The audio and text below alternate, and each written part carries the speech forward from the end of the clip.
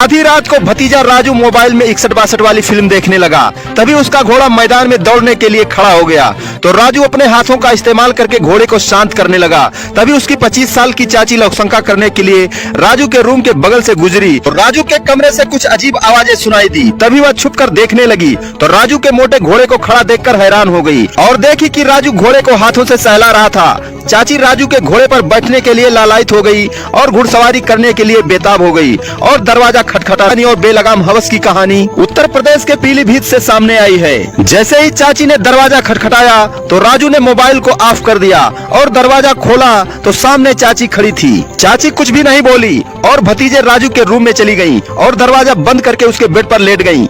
राजू हैरान था कि आखिर चाची इतनी रात को यहाँ क्या करने आई है, मगर वह भी पिक्चर देखकर बेकाबू था। चाची को अपने रूम में अकेली पाकर उनके बगल लेट गया। तभी चाची बेड से उठकर भतीजे के घोड़े के सिर पर हाथों से सहलाने लगी और घोड़ा मैदान में दौड़ने के लिए खड़ा हो गया। तभी मौका पाकर देखकर चाची भतीजे के घोड़े पर सवार हो गई और भतीजा अपने घोड़े को दौड़ाना शुरू कर दिया। 1 घंटे तक वह घोड़े को दौड़ाता रहा। भतीजे ने तभी एकाएक घोड़ा रोक दिया। चाची बोली, मेरा पति प्रदेश है, काफी दिनों के बाद ऐसा मौका मिला है, आज तुम सारी रात घोड़े को दौड़ाते रहो क्योंकि तुम्हारा घोड़ा बहुत ही दमदार है। आज पहली बार मुझे इतने मजबूत घोड़े पर बैठने का सौभाग्य प्राप्त हुआ है। भतीजा चाची की बात सुनकर रुक गया और बोला, घोड़े को सारी रात दौड़ाने के लिए स्टेमिना बनाना पड़ेगा। फिर वह बिगोरा 100 की गोली खाया और दोबारा चाची को घुड़सवारी कराना शुरू कर दिया। चाची और भतीजा आए दिन हर रात को बंद कमरे में जिस्म की प्यास बुझाते रहते थे। फिर चाचा प्रदेश से घर आ गया तो चाची और भतीजा एक दूसरे से मिलने के लिए तड़पने लगे। खासकर भतीजा बहुत व्याकुल सा रहने लगा। जब चाचा घर से कहीं बाहर जाता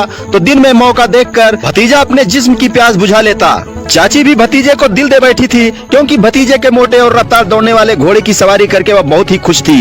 एक रात चाची अपने पति के साथ संबंध स्थापित कर रही थी, तभी भतीजा राजू देख रहा था तो उसे बर्दाश्त नहीं हुआ। फिर वह क्रोधित हो गया और चाची के रूम में पहुंच गया और पीछे से चाचा के सिर पर डंडे से वार करके उसे मौत के घाट उतार दिया। फिर चाची और भतीजा लाश को छुपाने की कोशिश करने लगे। तभी राजू का पिता देख लिया और बोला, ये क्या कर रहे हो तुम दोनों चाची और भतीजे इतनी रात को। तभी वह देखने आया तो देखा कि उसका भाई बोरे में लिपटा है। फिर वह जोर जोर से चिल्लाने लगा और घर वाले सभी लोग जाग गए, पड़ोसी भी आ गए। सूचना पाकर पुलिस मौके वारदात पर पहुंची और घटना की तफ्तीश करने लगी। को कब्जे में लेकर उसे पोस्टमार्टम के लिए भेज दी और चाची और भतीजे को अरेस्ट करके उन्हें जेल भेज दी। तो दोस्तों, आजकल समाज में इस तरह के अपराध बढ़ते जा रहे हैं। आपराधिक मानसिकता को समझें, आपराधिक मानसिकता वाले व्यक्तियों से दूर रहें, सावधान रहें, सतर्क रहें और अपने परिवार को सुरक्षित रखें, स्वयं भी सुरक्षित रखें। आप सभी प्यारे दर्शक बंधुओं को प्यार भरा नमस्कार।